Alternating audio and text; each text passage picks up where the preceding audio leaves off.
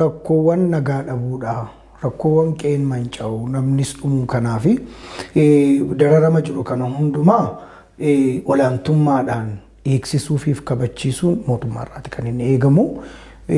Mootummaan naannoo Oromiyaa gaafa hundeeffamu kan inni waadaa galee walii galee keessaa nagaa saba kanaan eegsisa. Lammiilee kana aanatu tiksaa itti gaafatamummaan nagaa waarawaa buusu naannoo kana seeraan heeraan aanaarratti fudhatee jedhee waadaatti galeeti kan inni gara mootummaatti dhufe saabatee fi akkuma ati jette nagaa eegsisuun namooti kun dararama keessa jiran keessa boqotanii gara jireenya isaanii idileetti deebi'uun barbaachisaadha. Kana duwwaa miti. Waggoota yaraa darbaniif atroositii hangana ga'u warra waan kanaaf sababa ta'an qaamolee garaa keessa warra jiran kanallee seeratti dhiyeessuun barbaachisaadha. Olaantummaan seeraa hin jiru taanaan biyyi hin jiru. Seerri hin jiru taanaan kan biyya godhu seeraaf heera tokko qabaachuu jechuudha. Seeraan ba'anii galuudha olaantummaan seeraa kabajamuudha.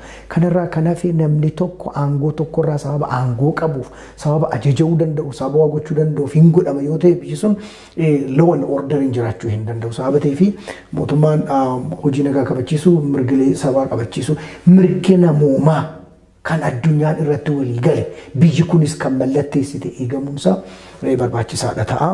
Kuni irratti hojjetamuu danda'u turre jiraadha.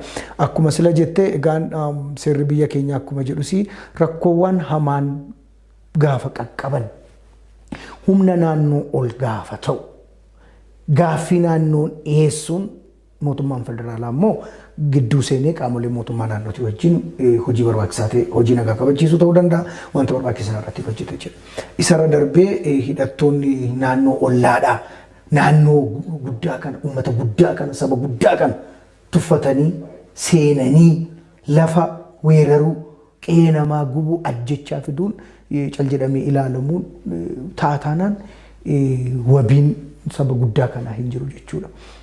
Sabni kun galaana sabni kun guddaan ofirraa qolachuu hin dadhabu ofirraa deebisuus hin dadhabu.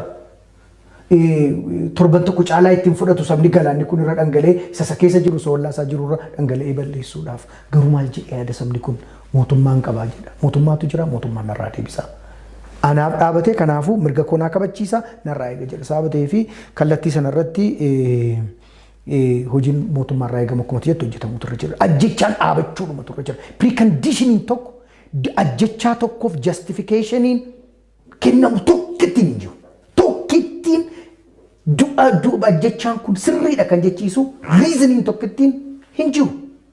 Kun ajjechaa namaa justify kan godhu namni mana murtiitti dhiyaate wanta seerri biyya kanaa kaa'een kan yakkamtoota du'atu malaaf kan jedhu jiraate isa yooma mootummaa biyya bulchuutti deemee ragga'ee kan hojiirra oolu ta'a malee abbaan barbaade gadi gototee qe'ee namaa keessatti nama ajjeesuun mana dhaabaasee nama ajjii kun raawwatee dhaabachuu matu barbaachisaadha.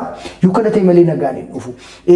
Wanta Maartin Luther King jedhe tokko asumaan yaadachiisee tan goolaba maal jedhe jibbaan jibba balleessuu hin danda'amu. That's the bottom line. Jibbaan abadan jibba balleessuu hin danda'amu. Waraana balleessuu hinuma hin danda'amu. Addunyaa kanarratti waraanni waraana balleesse biyya tokkittii keessatti akka fakkeenyaatti kan kaafnu hin jiru. Waraanni balleessu jibban balleessu. Jibba kan balleessuu danda'u jaalala duwwaadha. Waraana kan balleessuu danda'u waliigaluu hariiroo olaantummaa seeraatiin naannoo tokko ta'anii wanta mari'achuudhaaf murtoo tokko kennuu duwwaadha. Akkasumas dukkana balleessuu wanti tokko badiidha yoo ta'e dogoggora yoo ta'e dogoggora balleessuuf dogoggoruun hin barbaachisu. Ajjechaa balleessuuf ajjeesuun hin barbaachisu jechuudha kun. Kanaaf protokoolee addunyaatu jira protokoolee sadarkaa biyyoolessaattis qabna. Kun hojiirra ooluudhaan naannoon keenya awutomaatikilii gara nagaa waarawaaf tasgabbiitti biyya nagaatti deebi'uu danda'utu irra jira. Beelli hammaateera. Daldalli baay'ee gadi bu'eera. Qoonni hafeera. Hojiin investimentii sadarkaa ol qabbanaa'eera. Hojiin albuuda garaa baasuu kan egeree biyyattii ta'a jennee irratti xiyyeeffannee hojjechaa jiru erga dhaabbate bubbuleera. Hawaasni kun lubbuun jiraachuunis erga yaaddoo dhiphinatti ta'e maleera amma gaafata sana kaaftu na dhibaa. Waggaa keessa guyyaa 365tu jira yoo ta'e guyyaa 365 yaaddoof dhiphina keessa jira. kan Baalee na dhibbisa, kan Arsiis na dhibbisa, kan Gujiitti dhaga'u, kan Kamiseetti dhaga'u, kan Shawaa Kaabatti dhaga'u na dhibbisa, na yaaddessa, kan Lixa Oromiyaatti dhaga'u na yaaddessa. Isarra darbee kan uummata Tigraayis, kan uummata Amaaraas, kan Affaaris na yaaddessa. Sirna federaalizimii jennee akkuma jette biyya tokko wajjin ijaarranneerra jenna. Si heera biyya tokko jalatti hiriiree biyya mataa keenya kan walii wajjin qabnaa, shared leadership qabnaa, shared ruleedhaa walii wajjin deemnee jennee walii galle itti gaafatamummaatu narra jira. Na dhibaa, na yaaddessaa, na boosisaa, nama karaarsa. Kanaaf